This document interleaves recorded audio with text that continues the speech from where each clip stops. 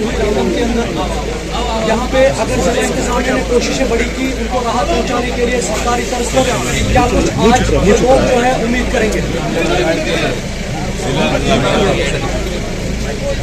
तारीफ की काबिल है, क्योंकि एकदम एक इस तरह का वाक़या हुआ और एकदम एक संकट आया जिसकी किसी ने अनुमान ना था, किसी को मालूम ना था, और इतने बड़े स्केल पे उसके बावजूद भी बड़े कम रिस्पांस टाइम में एडमिनिस्ट्रेशन राहत के लिए पहुंची। और इसका सबसे बड़ा सबूत और प्रमाण ये है कि हमारा जान और माल का नुकसान कम करने में वो कामयाब रहे। 300 कैजुअल्टीज हुई बदकिस्मती से, लेकिन बहुत ज़्यादा भी हो सकती थी जिस तरह का ये डिज़ास्टर हुआ था।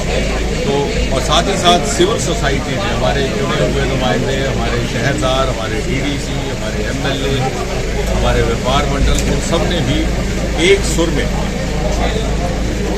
हर जमात के लोगों ने इकट्ठा होकर के ताउन किया। मुझे लगता है ये whole of government and whole of society का एक बेहतरीन मॉडल और बेहतरीन नमूना रामबन के माशरे, रामबन के समाज ने पेश किया है। तो बाकी जो राहत के काम है वो जारी है। कुछ एक दिक्कतें थी, लेकिन यूटी सरकार की ओर से भी और मरकजी सरकार की ओर से भी पूरी तरह से इनको सहयोग और ताउन दिया जा रहा है। कुछ एक जो लोगों के घर चले गए, मकान चले गए, उनको दोबारा रिहेबिलिटेट करने के लिए कुछ प्लॉट्स देने का एक मशवरा है, उस पर भी काम किया जा रहा है। कुछ एक दुकानें ज़ाया गई हैं, तो हम चाहेंगे कि हमारे व्यापारी से अपना काम करना शुरू कर सके। उसका इस तरह का ऑप्शन रहेगा। डीसी साहब भी उस पर काम कर रहे हैं। तो मुझे लगता है कि कुल मिलाकर के जितने भी ऐसे मुतासिर हुए लोग हैं, उनकी भरपाई किसी न किसी सूरत में करने का कोई ना कोई तरीका ढूंढा जाएगा और जल्द पहुँचेगा। और इसके लिए चूँकि मोदी जी बताते खुद भी इस इलाके को लेकर के हमेशा बड़ी चिंता भी करते हैं, इसको बड़ी तरजीह भी देते हैं, क्योंकि हमेशा उनका ये कहना है कि दूर दराज जो पहाड़ी इलाके जो पिछड़ गए, जिनको उस तरह की तवज्जो ना मिल सकी जिसके वो हकदार थे, उनको बराबर की तवज्जो दे करके उनको उस सतह पर लाना है। और बीच में इसी दौरान चूँकि पहलगाम का हादसा हो गया, तो कुछ एक एडमिनिस्ट्रेशन और दूसरे लोगों को भी जो हमारे पब्लिक लाइफ और सार्वजनिक जीवन से जुड़े थे, उनको उस तरफ थोड़ा सा तवज्जो देनी पड़ी। तो इसलिए थोड़ा सा इसमें बिगड़ आया, लेकिन उसके बावजूद भी यहाँ काम पूरा on fast track on war footing करें। सर, पहलगाम अटैक के बाद आज हमारे प्रधानमंत्री ने जो ट्रेड है पाकिस्तान के साथ, इम्पोर्ट एक्सपोर्ट बैन कर दिया है। इस हवाले से क्या कुछ कहेंगे? मैं तो समझता हूँ कि जो भी प्रधानमंत्री जी फैसला लेंगे वो मुल्क और आवाम की बहबूदगी के लिए, हमें उसमें ज़्यादा बात करने की ज़रूरत नहीं है, आउट ऑफ टर्न बात करने की ज़रूरत नहीं, क्योंकि होम मिनिस्ट्री की बात, डिफेंस मिनिस्ट्री की बात किसी ऐसी इनपुट होती है जो शायद हमारे पास आपके पास ना हो। जो भी फैसला किया जाएगा देश हित में, राष्ट्र हित में किया जाएगा। और मुझे ये कहते हुए भी खुशी है कि हमारा एक बहुत सालों से रुका हुआ शाहपुर कंडी का प्रोजेक्ट था दरियाए रावी पे, क्योंकि जब इंडस वाटर ट्रीटी हुई थी तो 3 दरिया हमारे हिस्से में आए थे, रावी, सतलुज और व्यास, तो उसमें से बड़ा रावी था। लेकिन नामालूम किन वजूहत से पिछली सरकारों ने उस प्रोजेक्ट को 40-50 साल बंद बस्ते में रखा। तो मोदी जी के आने के बाद वो भी रिवाइव हुआ। उसके 2-3 महीने में उसका आखिरी फेज भी मुकम्मल हो जाएगा। तो हमारे हिस्से का पानी जो पंजाब और जम्मू कश्मीर के जो ज़िले हैं बॉर्डर डिस्ट्रिक्ट, इस तरफ कठुआ, सांबा, उत्तर गुरदासपुर, पठानकोट, उनके लिए इरीगेशन पावर जनरेशन का मुझे लग रहा है कि सही दिशा में अब सरकार ने काम करना शुरू किया। सर, सेंटर से कोई पैकेज आपके एमपी लैड से कुछ उम्मीद कर सकते हैं?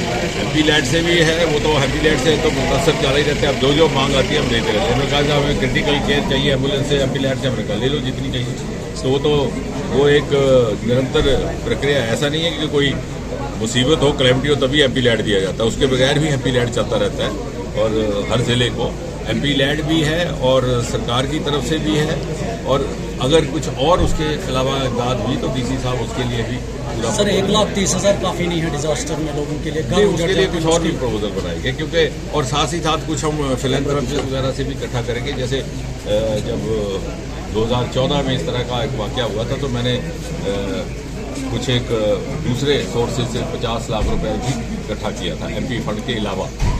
कुछ चेंबर ने दिया, कुछ मुंबई चेंबर ने दिया, तो उस तरह का भी हम करेंगे सारा मोबिलाइज। सर, हमारे 9 अप्रैल को पत्नीटॉप पे क्लाइमेट रिसर्च सेंटर खुला, इनॉग्रेट आपने किया था, तो उसकी कोई हमें फोरकास्ट एग्जैक्ट नहीं मिल सकी जो हमें इससे नहीं, ये उसका ताल्लुक इससे नहीं है, उसका ताल्लुक है हवा और वाटर के मॉइस्चर पर। इसके लिए वो भी आपने अच्छा किया ये सवाल पूछा। हम आज भी बात हो रही थी, एक प्लान कर रहे हैं कि हम बनिहाल के इलाके में एक early warning system weather forecast का बिल्कुल मॉडर्न तरीके का यहाँ पर स्टैब्लिश किया जाए। बल्कि ये हादसा होने से पहले ही उसको लेकर के मशवरा जारी था, क्योंकि मेरी ख्वाहिश थी दिल्ली के यहाँ पर इस तरह का हो, और उसको लेकर के डीसी साहब के साथ बातचीत चल रही थी, लेकिन डीसी साहब मसरूफ हो गए इन दिनों में। मुझे लगता है सोमवार को एक और मीटिंग रखी गई है, तो बहुत जल्द वो सारे इलाके को केटर करेगा। और इसी तरह से अर्थक्वेक को लेकर के हमारा उधमपुर में स्टेशन बना, तो वो सब।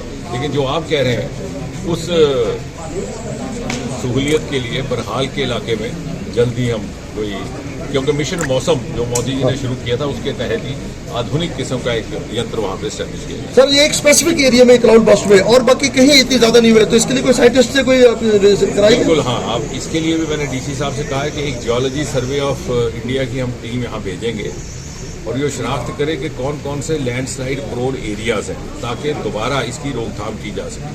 मेरा आपके जरिए मुआशरे समाज से भी ये अपील है कि वो इसमें ताउन करें, क्योंकि 2014 के बाद क्या हुआ था कि तब भी हमने जियोलॉजी सर्वे जब टीम लाई, तो जहाँ अल्टरनेटिव उन्हें जगह दी गई रिहेबिलिटेट करने के लिए, हमारे लोग वहाँ जाने को तैयार नहीं, बावजूद इसकी कि वो खतरे की जगह थी। उनको कहा भी गया कि यहाँ दोबारा, ये तो खुदा की गनीमत है कि सिर्फ 3 कैजुअल्टीज हुई, ज़्यादा भी हो सकती है, और इसलिए हम साइंटिफिकली, जैसे आपने कहा, स्टडी करके ही उन एरियाज़ की शनाख्त करेंगे जहाँ पर के मकान तामीर किए जा सके। और एक और अपील जिसमें आप बहुत ज़्यादा तामुल कर सकते हैं, ये जो एनक्रोचमेंट्स और अनऑथराइज कंस्ट्रक्शन है, ये सबसे बड़ा कारण है, वजह है ये सारे इस तरह की जहाँ संकट आती है। कई बार नाला बंद कर दिया जाता है, कई बार दरिया। एशियन किड्स बड़ी ब्राह्मणा आपके बच्चों के लिए है एक परफेक्ट चॉइस, क्योंकि यहाँ आपके बच्चों को मिलेगी सेफ्टी के साथ साथ क्वालिटी एजुकेशन। यहाँ आपके बच्चों को मिलेगा एजुकेशन के साथ साथ टॉयज के साथ खेलने का मौका, यानी फुल मस्ती और पढ़ाई भी। साथ ही आपके बच्चे को दिया जाएगा बड़ी LED स्क्रीन के साथ एक्टिविटीज करने का मौका, क्योंकि एशियन किड्स स्कूल में बच्चे नहीं होते हैं बोर। यहाँ आपके बच्चों को करवाई जाएगी इंडोर स्विमिंग पूल में बोटिंग, जबकि एयर कंडीशनर क्लासरूम में बच्चों का मन रहेगा बिल्कुल फ्रेश और तनाव मुक्त। पढ़ाई के साथ साथ बच्चों को खेल गतिविधियों में भी एशियन किड्स करता है शामिल, ताकि बच्चे हर क्षेत्र के लिए रहे तैयार। यहाँ हम मात्र आपके बच्चों को एजुकेशन ही नहीं देते, बल्कि उनके हुनर को भी पहचान देते हैं। रंगारंग कार्यक्रम और बड़ा इंडोर ऑडिटोरियम जहां होती रहती हैं कई प्रकार की एक्टिविटीज। हम आपके बच्चों को एक सोल्जर की तरह भविष्य की चुनौतियों के लिए करते हैं तैयार, जबकि हर क्षेत्र से आपके बच्चों को स्कूल तक लाने के लिए हमारे पास है बेहतरीन ट्रांसपोर्ट फैसिलिटीज। और आपके बच्चे की सुरक्षा को देखते हुए पूरे स्कूल परिसर को CCTV सर्विलांस से किया गया है लैस, ताकि आप पूरी तरह से तनाव मुक्त होकर बच्चों को शिक्षा लेने दें। तो फिर किस बात की है देर, आज ही एशियन किड्स में विजिट करें, क्योंकि हमारे यहाँ एडमिशन ओपन हो चुके हैं और लिमिटेड सीट्स ही अवेलेबल है। हमारा पता है Asian kids near Bharati public school, Bari Brahmana. Mobile number 7006135171 9149725087। मैं managing director Asian kids fresher बच्चों के पेरेंट्स से खास तौर पर अपील करना चाहूँगा कि वो अपने बच्चों की एडमिशन कराने से पहले एक बार एशियन किड्स जरूर विजिट करें, आपको अच्छा लगेगा। थैंक यू, धन्यवाद। जम्मू कश्मीर की खबरों के लिए जुड़े रहिए GK अपडेट के साथ।